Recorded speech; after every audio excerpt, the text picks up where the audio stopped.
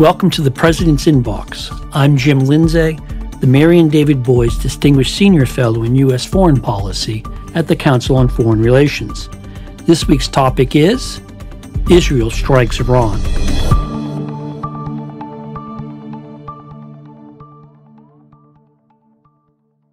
With me to discuss Operation Rising Lion, Israel's attacks on Iran's senior military leadership and on its nuclear infrastructure, is Stephen Cook. Stephen is the ENI Enrico Mattei Senior Fellow for Middle East and Africa Studies at the Council. He is also a columnist for Foreign Policy.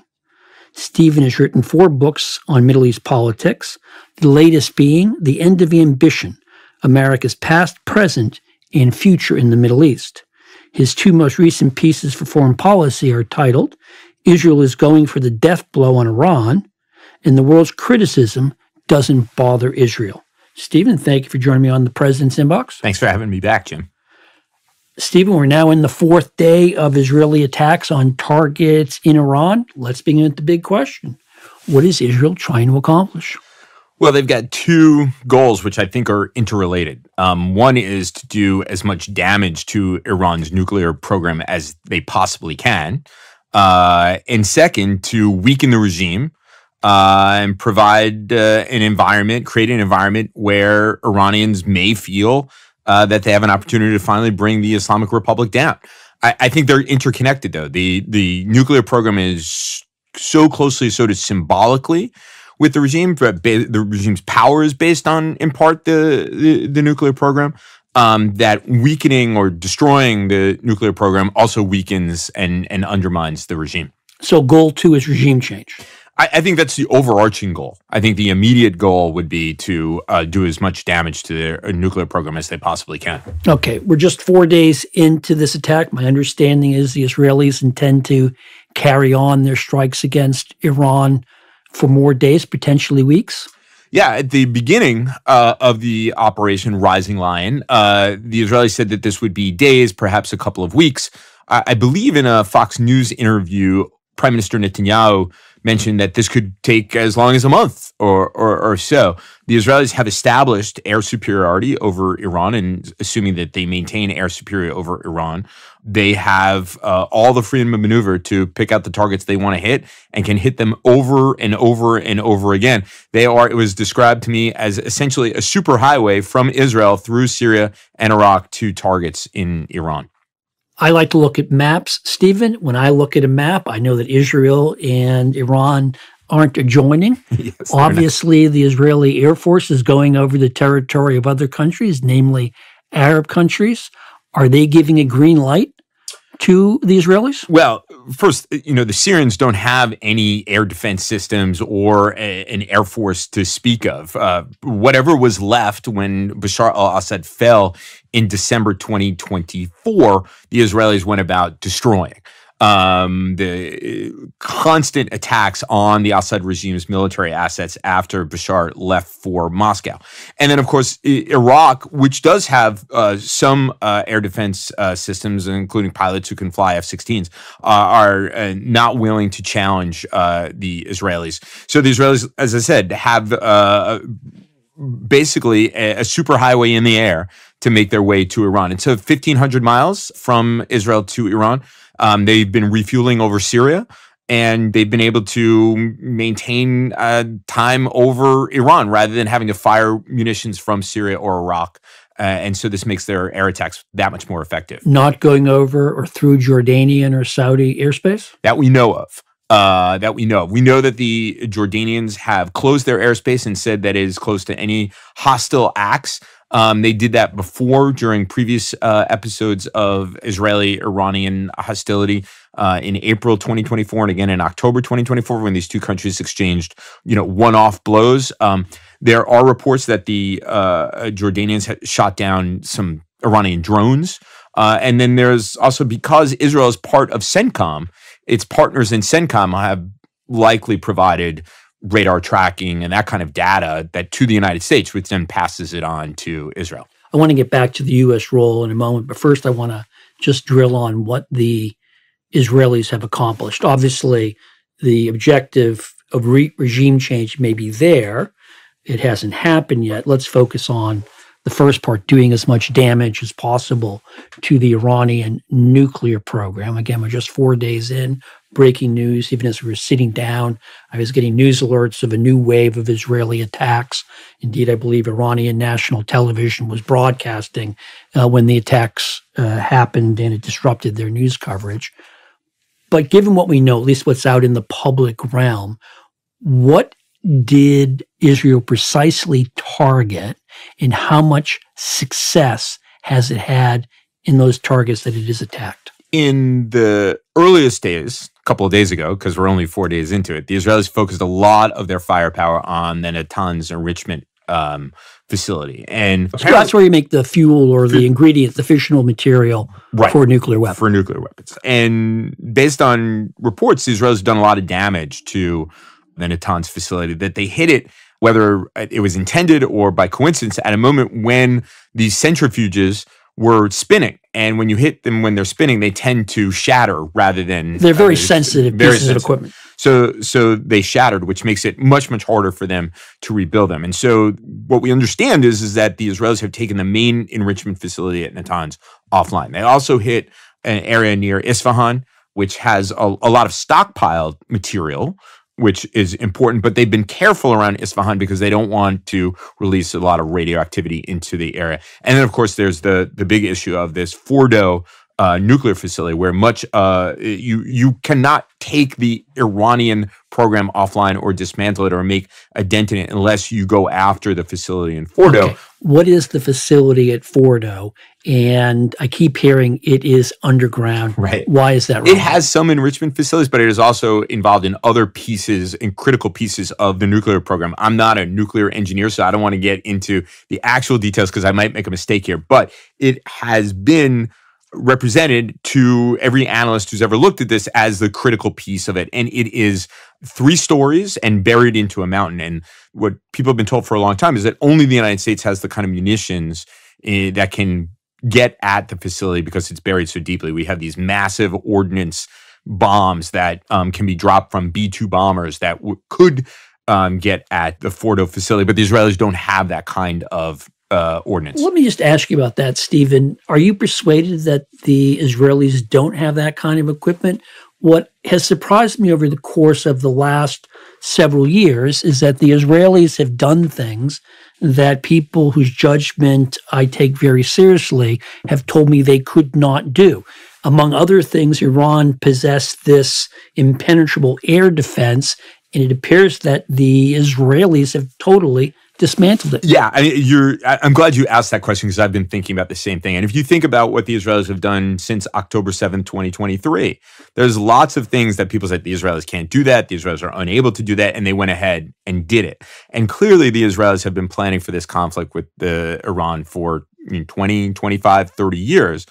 So one, I agree with you. I'm not entirely convinced that the Israelis don't have ordnance that they can drop. Maybe they do, maybe they don't. When they attacked Iran in October of 2024, they unveiled munitions that people didn't know that they had.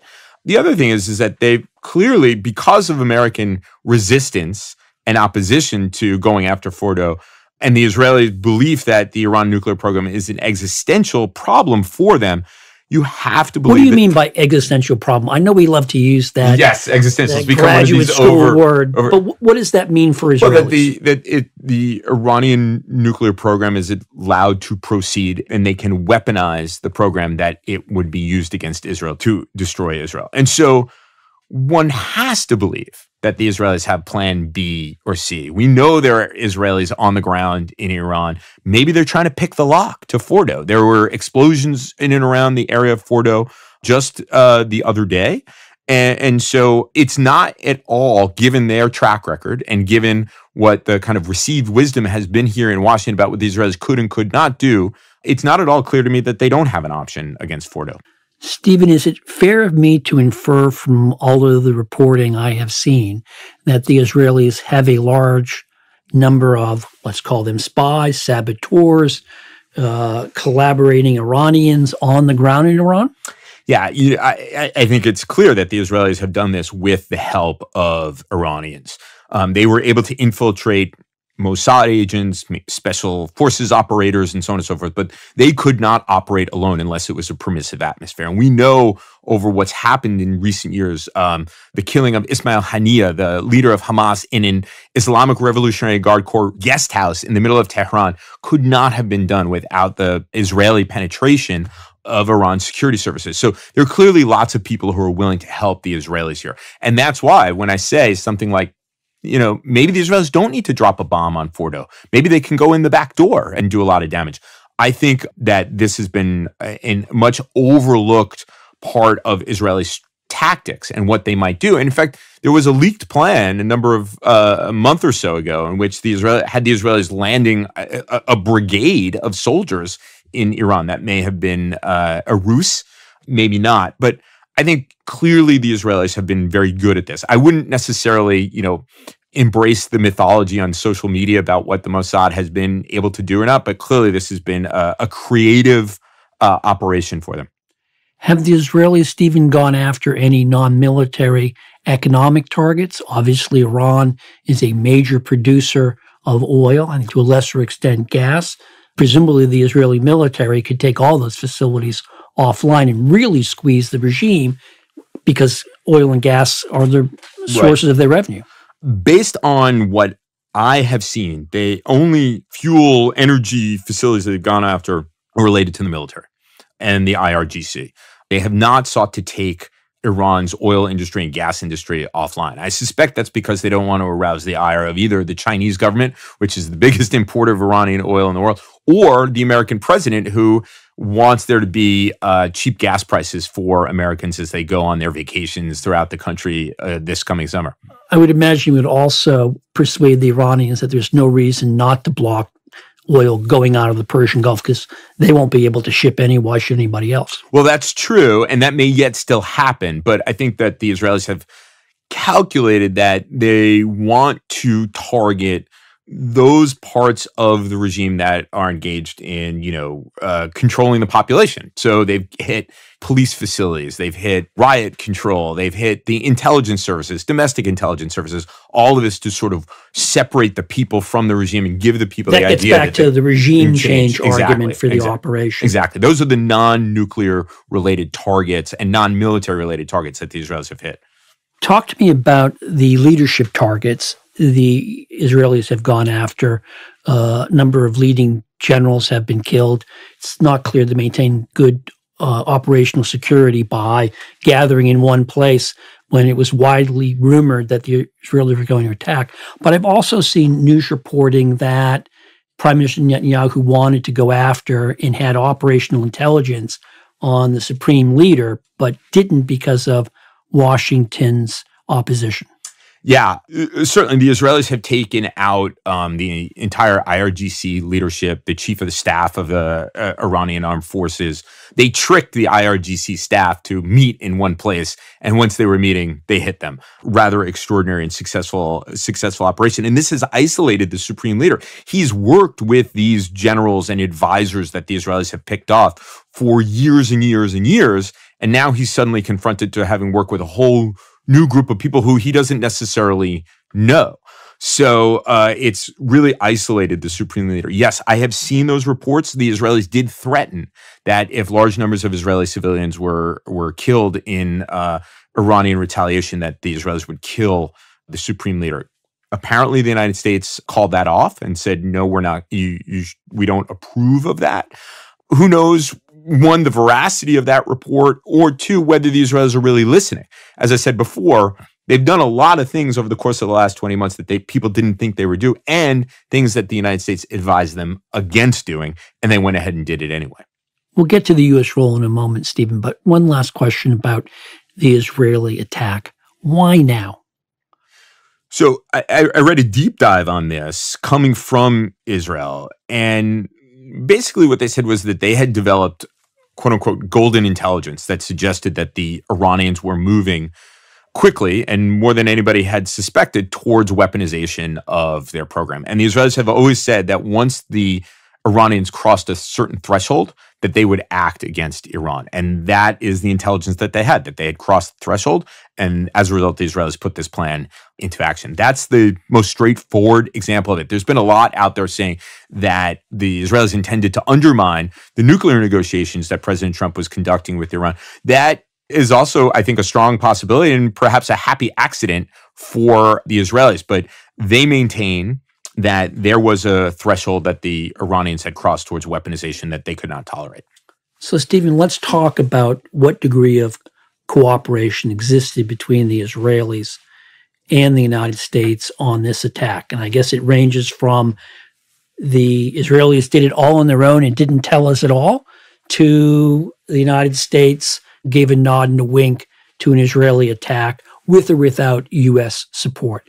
Where do you think it nets out, understanding it's a fluid situation and the first draft of history is often incorrect? Right. And I think there's another piece of it, which is that President Trump and his administration were engaged with the Israelis in this extraordinary ruse to confuse the Iranians into believing that the United States opposed an attack and that the Israelis would not. So another explanation is that negotiations weren't real. It was a Potemkin effort to lull the Iranians into letting down their defenses. And that President defenses. Trump had given the Iranians 60 days and the Israelis struck on 61 days. I think that it's more likely the case, that middle case, where Trump was engaged in negotiations. He very much wanted a deal. The Israelis got this intelligence, brought it to the United States, and the president said, "You're on your own. Nod, wink, wink. We're not giving you a red light. We're not giving you a green light. You got to do what you got to do," which is something that American presidents have said to Israeli leaders before. And the Israelis went ahead and did it. Now that the Israeli operations seem to be successful, the president is sort of leaning into the idea that he was in on this and he's supportive of it.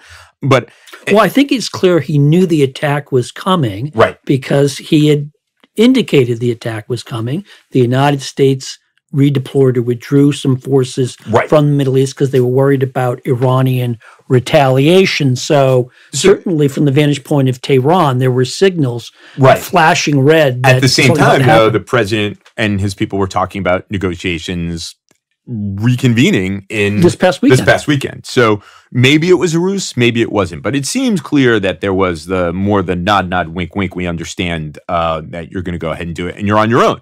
And on your own doesn't mean, of course, then the United States was going to pull people out of the region, especially dependents, because who knew how this was going to go. And now that the Israelis have had success, at least in the early going, the president seems to be more public about what he knew and his support for the operation. Of course, the United States has not participated necessarily in Israel's offensive operations, though given the kind of institutional connections between the United States and Israel, one can imagine that there is robust sharing of intelligence as the Israelis are undertaking their operations. And according to the Israeli National Security Advisor, a guy named Zaki Hanegbi, who's someone that people don't really know, who's been kind of level-headed throughout, he has said, we've only asked the United States for help in defense. And the United States has participated in shooting down Iranian ballistic missiles. But beyond that, this has been an Israeli operation. But certainly U.S. support for what Israel's doing can go beyond or isn't limited to active participation in firing weapons. There's intelligence, surveillance information, a whole sort of sophisticated U.S. electronic network. Do we know if that sort of softer support is happening? We don't know for sure, but we do know, as I mentioned, that there are kind of deep connections between Israel and the U.S. military and Israel and U.S. intelligence services, and Israel gets data from radar sites and so on and so forth. So one can infer from all of that by agreement that the Israelis would be getting something from the United States as they conduct their operations. So where do you see the Trump administration, or perhaps more accurately, the president going from here, Stephen? Because the president has taken great pride in his commitment to keeping the United States out of war. He spoke at great length in his inaugural address about how he was going to bring peace back.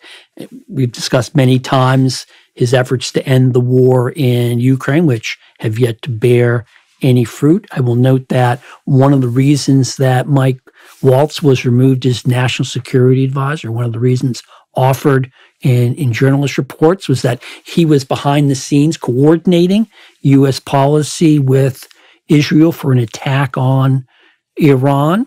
So what comes next? Yeah, I think there's going to be a point where there's going to be a tension between the United States and Israel, and there always is in these situations. The president has made clear, unless he was engaged in some elaborate ruse, but even since then, he's suggested that he remains interested in a negotiated agreement with the Iranians. So he may very well be looking at the effectiveness of Israel's military operations as a way to leverage the American position and get a better deal with the Iranians in negotiations. That's not something that's going to sit well with the Israelis. I think they have very clear goals about what they want to do, which is undermine the Iranian nuclear program. I mean, the Israelis have said they'll stop bombing if the Iranians voluntarily dismantle their nuclear program. That seems very, very unlikely. Trump could go back to them and say, that's my goal in the negotiations, but it would put them back in a situation where they would have to potentially go back and do more, undertake military strikes once again. I think that as long as the Israelis remain focused on their goals, and this doesn't drag on for months and months and months, like the Gaza conflict, which has gone on now for a couple of years, that it will keep President Trump on side. But as the president says himself all the time, we'll have to see what happens in Iran. What happens? Do people start taking matters into their own hands and try to bring the regime down? What do the Israelis do at Fordo? What do the Iranians try to close the Strait of Hormuz? Do they take a shot at American forces around the region, which would bring the United States into the conflict? Are all things that we just don't know whether they'll happen. So far, the Iranians have threatened those things, but they haven't actually carried out any of those threats. What do you think the likelihood is that Iran would actually make good on any of those threats? I'm somewhat suspect of the regional conflict the United States gets dragged into it. I think the Iranians are running out of options. They're running out of missiles to fire at Israel. I think the estimate is they have opportunity for 2 or 3 more big salvos, and that's it. And they don't have a lot of ability to project their power and do a lot of damage to the United States and its interests around the region. And if the reports are correct, they're looking for a way out of this. They are looking for a mediator. They've approached a number of Arab governments. They've approached the Cypriot government looking for an off-ramp here. I'm not saying the possibility of a regional conflict or bringing the United States in is zero, but I think it's probably less than people imagined ahead of this conflict. So you think it's realistic that the Iranians might at this moment be crying uncle? And if so, should the United States take that offer? I think President Trump will likely take that offer if they believe that the Iranians are serious. But so far, the president seems to be, despite the offer from the Iranians, seems to be willing to allow the Israelis to press their advantage and do as much damage as they possibly can. Has he given them a timeline? Remains entirely unclear. But once he does take the Iranians up on it, if he does take the Iranians up on it, and it's before the Israelis achieve more of what they want to do, both to the regime and to the nuclear program, it's going to cause tension between Washington and Jerusalem. My sense is that the Israelis don't want him to step in, and their argument to the White House will be, we're winning, why negotiate? Right. And the regime may actually break. That's exactly what they're going to say. And they're going to say, in Iran, without the Islamic Republic, without the regime, could potentially be more benign and not a problem. And you wouldn't be so stuck in the Middle East. You would be able to actually implement your America First agenda. Don't snatch defeat from the jaws of victory. That's exactly what the Israelis are going to say. And what do you think the arguments are going to be inside the White House and inside the MAGA movement over this? There's already been a backlash among some members of the Make America Great movement, Steve Bannon leading the way, arguing that this is really breaking with the promise that Donald Trump made to his followers on the campaign trail. Yeah, and Tucker Carlson has argued that as a result, the United States should drop Israel. And there's been all kinds of arguments about Israel is trying to drag the United States into yet another war in the Middle East. Of course, the president shot back at Tucker Carlson and says, I decide what MAGA and America First really means here, not you. Well, he said because he coined the term, and I have to point out, he did not coin the term. Long predates Donald Trump. Right. I have to put on my, unprofessional historian's hat here. Right. But I think it goes to show that the president does what his gut tells him to. He's actually honest when he says, I'm going to go with my gut here. And I think he thinks that the Israelis are doing well, and he'll stick with them for as long as they will, regardless of what Tucker Carlson or even his sitting vice president, who is, would be, if you break down the administration and the Republican Party, he would be closer to Tucker Carlson's position than, for example, Lindsey Graham, who has articulated it would be crazy to let the Iranians off the hook. And I should note that there have been reports of divisions within the Department of Defense and the U.S. military over whether and to what extent the United States should provide Israel with additional aid. I want to come back to Israel, Stephen. Give me your assessment of how Israelis are responding to the Iranian counterattack or retaliatory attacks. It's clear that Iran does not have the ballistic missile inventory it might once have had. How have the diminished but still real Iranian attacks functioned, and what have the consequences been? Before I answer that, I just want to go back to these divisions within the Pentagon. I think the argument that's being made is that the United States needs to be careful about how much it expends in terms of helping with the defense of Israel, because the United States is going to run out of its own interceptors. The Asia First crowd in the Defense Department says this is distracting us from our main priority. Right, and we won't have those interceptors should we get involved in a conflict in Asia. I think that that's a real concern based on what I know about the defense industrial base. I also think it's an ideological position as well. Now, as far as Israelis go, it's interesting you asked that question, because I've been on and off, WhatsApp and video with Israeli contacts and friends there, and it is been described to me as extraordinarily frightening. Extraordinarily frightening. The rockets from Hamas or the rockets from the north when Hezbollah was active against Israel are one thing, but ballistic missiles traveling at these extraordinary speed with 1,000-pound warhead or more on the tip of them creates these kind of concussions that are deeply unnerving and very, very scary and do damage themselves. Israelis, the death count is up to 34, about 800 injured. The Israelis are not used to it. The damage, one of my contacts told me, the damage is generally limited, but when there's a direct hit, people are injured, and they're injured from the direct hit, they're killed from the direct hit, and there's also these shockwaves. So Israelis have been woken up multiple times in the middle of the night. They are quite scared, but they're hanging tough. Israel's this fractious society. They're deeply polarized over domestic politics. The war in Gaza is now manifestly unpopular, but people are supportive of what Prime Minister Netanyahu did when he ordered Operation Rising Lion, I think is what they're calling it, or something like that. So I have to ask you, Stephen, given your deep experience in the Arab world, how are Arab capitals reacting to what is happening? Publicly, they are very critical of the Israelis. Privately, and I'm not conjecturing here, I've been in touch with it privately, the basic attitude is this is a regime that the Iranian regime has sowed terrorism and instability throughout the region. This was inevitable.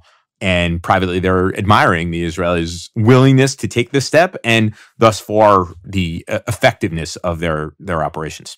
Does that attitude vary across the Arab world? I could imagine the Saudis and Emiratis may be more interested or more willing to see the Israelis go after their longtime rival and adversary, whereas perhaps in Cairo it's a lot further away and not of as much interest. Yeah, it's not as much interest in Cairo. I think the Omanis are probably quite concerned about this. There's been, but the Omanis want to get along with everybody. They want to get along with everybody, but there's been a kind of subtle turn since the Gaza war, in which the Omanis have leaned a little bit more towards the Iranians, imperceptibly, but nevertheless, when it comes to Israel, been very, very tough on the Israelis.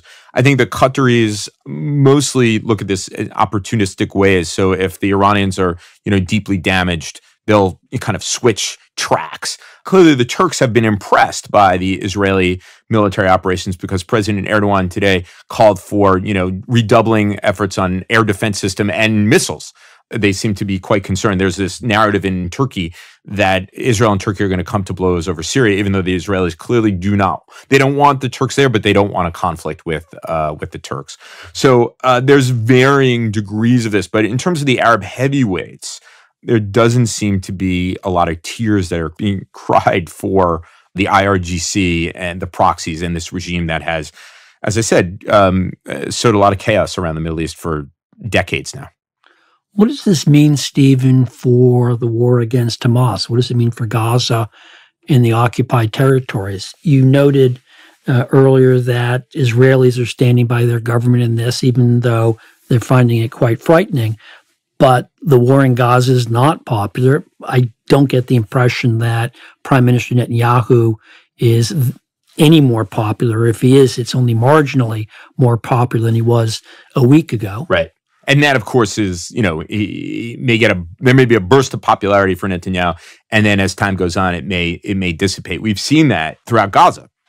Yet, I think some Israeli commentators have had to remind Israelis that there is still a war going on in Gaza, and there's still hostages that are being held in Gaza. I think one of the things that people are hoping is that as the Israelis kill, for lack of a better term, the head of the snake, as they refer to Iran, it will pave the way for an end to the Gaza conflict. That Hamas essentially, which, the Israelis have killed all of its leadership except a few minor folks in Gaza. Leaders in outside the country want a deal that this will pave the way to the end of it, but and the return of hostages, that essentially Hamas would be forced to give it up. I don't really see that happening. As we've discussed many times before, hostages are the only leverage, the only thing of value that is in Hamas's possession right now. And so I think the conflict in Gaza is going to lead to what we've seen, Israeli reoccupation of the Gaza Strip. Any surprise that Hezbollah has not come to the aid of its patron in Tehran? No, given the amount of damage that the Israelis did to Hezbollah and how unexpectedly effective the Lebanese government has been in at least the beginning part of destroying the state within the state that the Iranians and Hezbollah created. What I am surprised about is, one, the Houthis haven't been more active. They shot one missile since this began. The Israelis went after the Houthi leadership, and there's no confirmation whether they killed them or didn't. And we've heard nothing from the pro-Iranian Iraqi militias, other than them marching into the Green Zone to protest in front of the American embassy. The Iranians, we know, were transferring heavy weapons to these militias, but they seem to be either they're lying in wait, going to try to shoot down Israeli planes after Israelis have been lulled into a sense of security, or they've been intimidated by the Israeli demonstration of firepower. Stephen, I want to put on your forecasting hat, and I know you're not a big fan of forecasting because your hero is Yogi Berra, the estimable philosopher for New York Yankees, who said it's hard to make predictions, especially about the future.